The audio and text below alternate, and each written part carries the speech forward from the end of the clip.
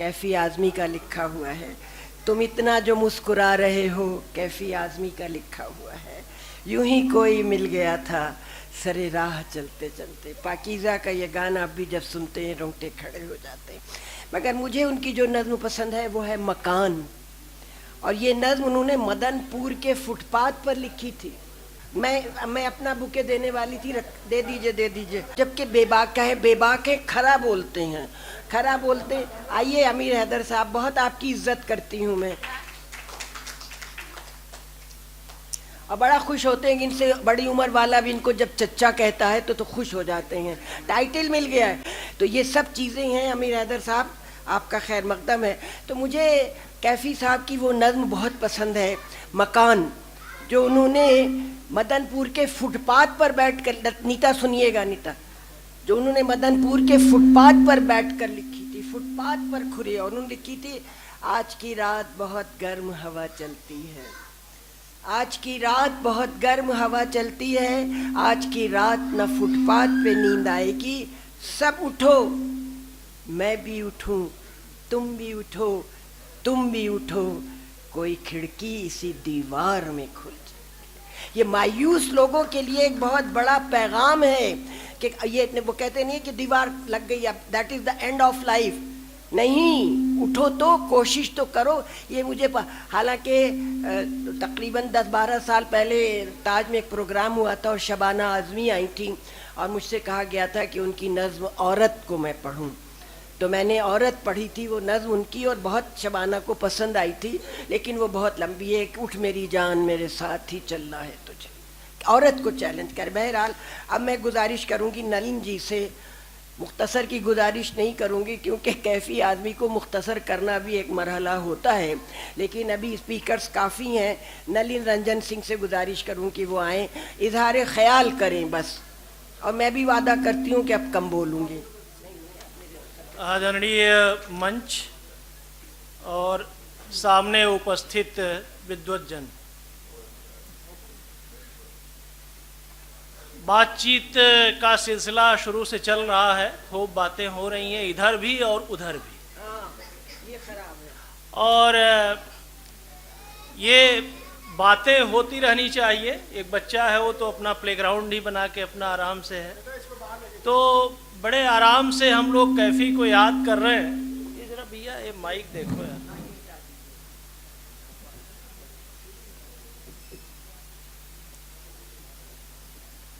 कैफी साहब को सबसे पहले मैंने बचपन में एक वॉलीबॉल टूर्नामेंट में चीफ गेस्ट के रूप में वो आए हुए थे, तब मैंने देखा था। लालगंज तहसील है आजमगढ़ की, वहाँ पे लालगंज से थोड़ा सा आगे बैरीडीह और दौना दो गांव हैं, और बीच में अंजुमन इस्लामिया हाई स्कूल हुआ करता था, जो अब अंजुमन इस्लामिया इंटरमीडिएट कॉलेज है। वहाँ पे बहुत अच्छा वॉलीबॉल का टूर्नामेंट होता था, और उस वॉलीबॉल के टूर्नामेंट में कैफी साहब आए थे, फाइनल मैच था प्राइज डिस्ट्रीब्यूशन के लिए, वो चीफ गेस्ट थे। मैं बहुत छोटा था उस समय, बहुत अच्छी टीमें आती थीं वहाँ, बहुत शानदार टूर्नामेंट होता था वो। कैफी साहब बहुत गंभीर भाव में बैठे हुए थे वहाँ, लोग वॉलीबॉल का मैच देख रहे थे और मैं कैफी साहब को देख रहा था, और मैं सोच रहा था कि एक आदमी जो कोई रिएक्शन नहीं दे रहा है, इतना गंभीर बैठा हुआ है, वो कैसे लिखा होगा कि मिलो न तुम तो हम शर्माए, मिलो तो आँख चुराएं, हमें क्या हो गया है। तो ये जो हीर रांझा जैसी फिल्म का गीत लिखने वाला शायर हमारे सामने बैठा था, और हम उसे अपनी मिट्टी से जोड़ करके देख रहे थे। ये जो विषय आपने रखा है कैफी की शायरी में, सामाजिक सरोकार, दरअसल कैफी को अगर समझना है तो मिजमा को समझना पड़ेगा। उनके सामाजिक सरोकारों को अगर समझना है तो सबसे ज़्यादा उनके सामाजिक सरोकार जहाँ से जुड़ते हैं वो उनका गांव मिजमा है। बहुत समय उन्होंने मिजमा को दिया, बहुत काम कराए। और आप सब उनके जीवन के बारे में जानते हैं, किस तरह से वो लखनऊ आए थे कि सारे बच्चे आधुनिक शिक्षा प्राप्त कर रहे हैं तो एक बच्चा हो जो फातिहा तो पढ़े, और किस तरह से वो मजहब पर ही फातिहा पढ़कर निकल गए। तो ऐसी शख्सियत जो आगे चल करके, जिन्होंने कहा भी, मेहदी साहब ने कहा कि मैं समाजवादी हिंदुस्तान में मरना चाहता हूं, इप्टा से जुड़े रहे, जीवन भर कम्युनिज्म को मानते रहे और अपने गांव को कभी नहीं भूले। वो कभी धूप कभी छांव लगे, मुझे क्या क्या न मेरा गांव लगे। हाथ आकर लगा गया कोई, मेरा छप्पर उठा गया कोई। अभी जो कोई गांव का आदमी नहीं होगा, जो मड़ई नहीं जानता है, लोक का शब्द है मड़ई, और वो मड़ई उठाने के लिए 10 लोग लगते हैं, 20 लोग लगते हैं। वो छप्पर छाया जाता है और सब उठाते हैं। जिन्होंने कबीर को पढ़ा है वो जानते हैं, अगर वो मड़ई और छप्पर को जानना चाहते हैं तो कबीर के उस पद को पढ़ें कि संतो भाई आई ज्ञान की आंधेरे, भ्रम की टाटी सबे उड़ानी, माया रही न बांधी रे। तो वो जो टाटी है, वो जो बांधी है, वो जो थूनी है, उसको कैफी जानते थे, मिजमा से जानते थे। वो लोक की ताकत थी, वो आम जन की ताकत थी, जिसने उनको अनुभव दिया, जिसने गरीबी को, तकलीफ को, इंसानियत को, सबको समझने में मदद की। और वो बार बार जब कोई आता था उनके पास तो कहते थे कि मेरा बचपन भी साथ ले आया, गांव से जब भी आ गया कोई। गांव से कोई आता था तो उन्हें अपने बचपन की याद आती थी। गांव तो मास्को तक में नहीं भूले। याद करिए, मास्को में सितंबर 1974 में जब उन्होंने नज्म लिखी तो वहां भी लिखा कि वो मेरा गांव है, वो मेरे गांव के चूल्हे कि जिनमें शोले तो शोले, धुआं नहीं मिलता। मास्को में बैठ के वो अपने गांव को याद कर रहे थे। इसलिए वो जब भी आप उनके सामाजिक सरोकारों पे जाएंगे तो उनके गांव से जुड़ाव को महसूस करना पड़ेगा। गांव है जहां महंगाई ने हालत पतली कर रखी है, हालत तो आज भी पतली कर रखी है, लेकिन तब कैफी लिख रहे थे कि गांव है जहां महंगाई में अगर हालत पस्त है तो लिखते हैं कि ऐसी महंगाई है कि चेहरा भी बेच के अपना खा गया कोई। वो किस्सा गोई की जो शैली है उनके यहाँ, जब आप उनके कालम पढ़ते हैं जो ब्रिटिश में लिखा करते थे वो किस्सा गोई की शैली आप पकड़ते हैं, नुक्कड़ के तरीके देखते हैं, किस्से कहानियां देखते हैं। उन किस्से कहानियों ने उनको मिथकी आख्यान दिए। आज की तारीख में इतिहास और मिथक को मिलाने की कोशिशें चल रही हैं, इतिहास को बदला जा रहा है, और जो मिथकी आख्यान है उन्हीं को जबरियन बिना किसी प्रमाण के ऐतिहासिक स्रोत को इतिहास बनाने पे जोर दिया जा रहा है। लेकिन तब कैफी उन मिथकी आख्यानों का इस्तेमाल कर रहे थे। उनके यहाँ आपको राम भी मिलेंगे, कृष्ण भी मिलेंगे, अर्जुन भी मिलेंगे, शिव भी मिलेंगे। और अगर आप इतिहास में जाएं तो उनके यहाँ बुद्ध भी मिलेंगे, गांधी भी मिलेंगे, भगत सिंह भी मिलेंगे, सहगल भी मिलेंगे और शाहनवाज भी मिलेंगे। तो ऐसा इतिहास और मिथक को अलग करके चलने वाला आदमी। आप देखिए भारत पाकिस्तान संदर्भों को लेकर जब वो नज्म लिखते हैं तो कृष्ण ने अर्जुन से कहा, यहां से शुरू करते हैं और उसी गीता के पूरे सीन को सामने रख करके वो अपनी पूरी नज्म कहते हैं। अगर अमीर गरीब की खाई की बात करें तो उस भेद को भी जानते थे वो, और उस भेद को मिटाने की पुरजोर कोशिश किए जिंदगी भर। लैंगिक भेद को मिटाने की कोशिश किए। औरत जैसी नज्म, प्लीज, औरत जैसी नज्म बेमिसाल नज्म है। और उस नज्म में भी कैफी क्या लिखते हैं कि अभी एक कैद ही है, कैद मोहब्बत से निकल। ये शब्द कि कैद मोहब्बत से निकल, ये अपने आप में बहुत बड़ा शब्द है। एक औरत के लिए कहना कि अभी एक कैद है, कैद मोहब्बत से निकल, राह का खार ही क्या गुल भी कुचलना है तुम्हें, उठ मेरी जान मेरे साथ ही चलना है तुझे। ये कैफी की ताकत थी।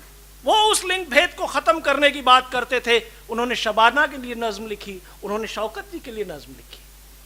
आप अपने घरों में ही अगर डिस्क्रिमिनेशन करते हैं तो आप घर वालों पे नहीं लिखते हैं, बाहर दुनिया बदलते हैं और घर में विभेद चलता रहता है।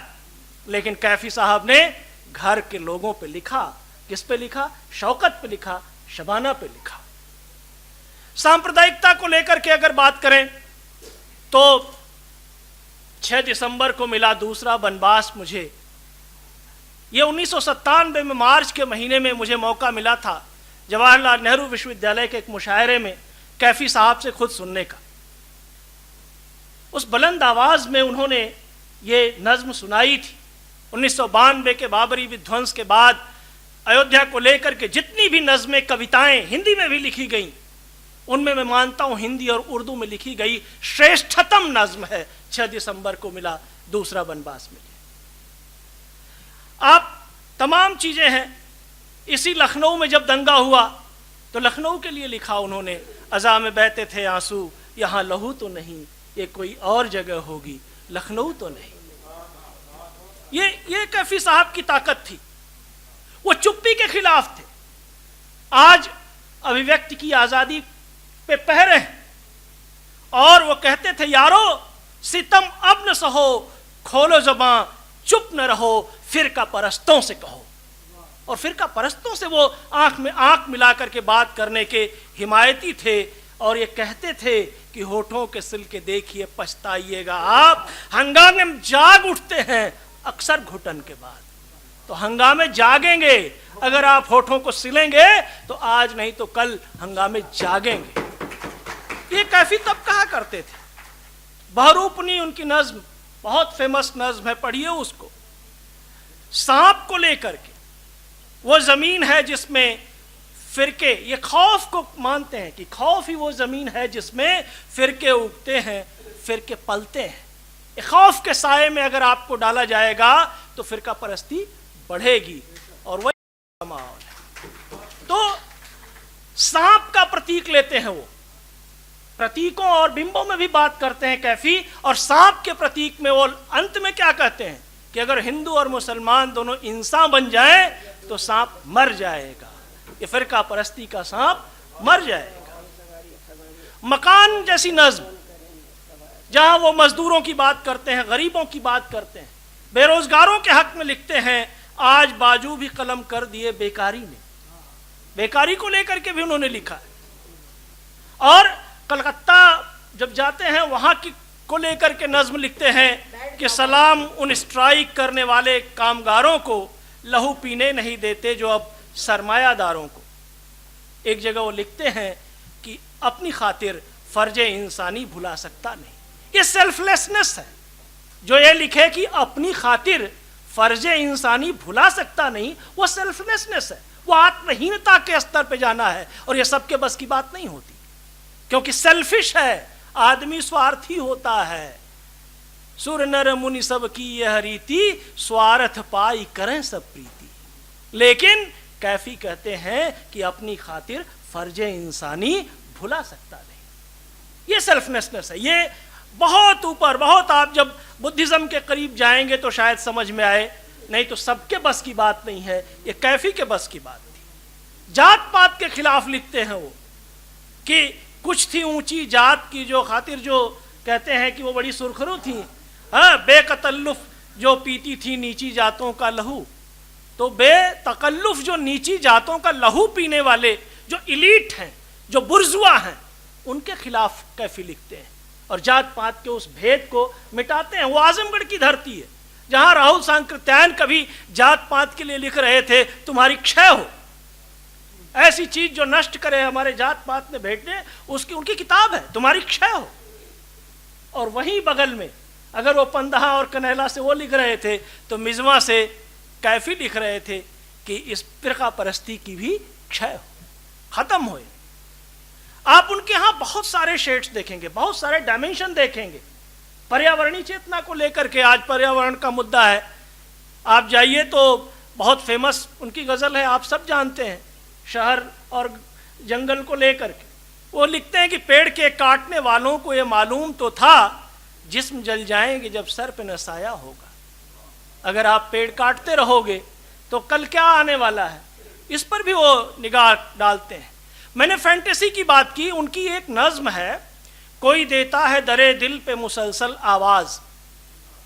जो इस नज्म को पढ़े उससे मैं कहता हूं कि भैया कैफी किस तरह से हिंदी और उर्दू के सेतु बन सकते हैं उसको देखिए, इस नज्म को पढ़िए और गजानन माधव मुक्तिबोध की कविता अंधेरे में पढ़िए, और फिर उस परम अभिव्यक्ति की खोज की जो बात करते हैं वो उस फैंटेसी शिल्प में वहां से जोड़ते हैं कैफी। तो कैफी जितने आसान दिखते हैं उतने ही अकादमिक भी हैं। इतना डिकोड करना लगता है कभी कभी बहुत कठिन भी है, और कहीं कहीं बहुत बोलचाल और आम बातचीत की भाषा में लिखे गए उनके शब्द हैं जो हर किसी को समझ में आते हैं।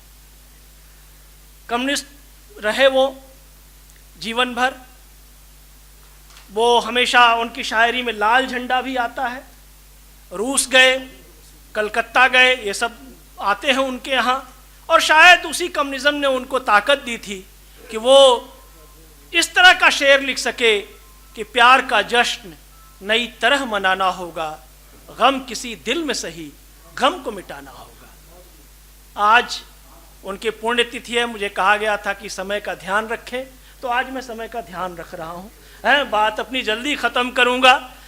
मैं पिछले कार्यक्रम साहिर वाले में साहिर पे लंबा बोल गया था, लेकिन आज मैं अपनी बात जल्दी ख़त्म करूँगा। आज उनकी पुण्यतिथि पर 20 साल बाद उनकी पुण्यतिथि पर हम उन्हें याद करते हैं और उस आह्वान को याद करते हैं, और उस आह्वान को याद करके एक वादा लें कि हम उस दिशा में काम करेंगे। कोई तो सूद चुकाए, कोई तो जिम्मा ले उस इनकलाब का जो आज तक उधार सा है। धन्यवाद।